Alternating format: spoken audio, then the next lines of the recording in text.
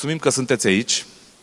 Suntem într-un loc extrem de special. Suntem într-un loc unde au călcat oameni mari ai culturii națiunii din care facem parte, oameni mari ai culturilor altor națiuni.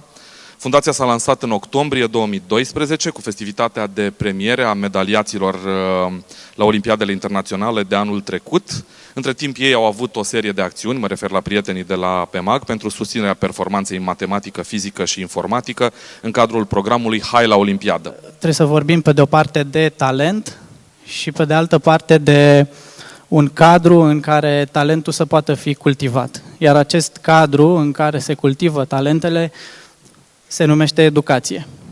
Încă o dată vă mulțumesc că ați venit la festivitatea noastră și acum aștept și eu cu nerăbdare să îi cunoaștem pe campionii de anul acesta și dascălilor.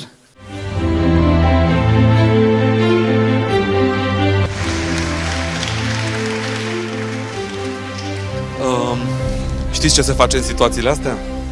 Scurt discurs, cum ar veni. Nu vreți.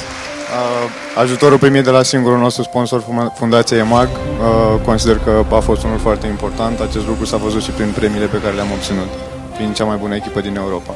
Trebuie să le mulțumim și profesorilor, elevilor pe care i-am văzut adineauri. Cum am procedat și în cazul elevilor pe care îi pregătiți.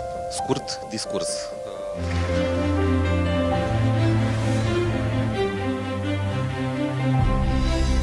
Felicitări, domnule. Domnilor profesori, vă mulțumim și felicitări. Gala aceasta nu este doar un punct singular în toată susținerea pe care ne-au acordat-o și țin să le mulțumesc foarte mult.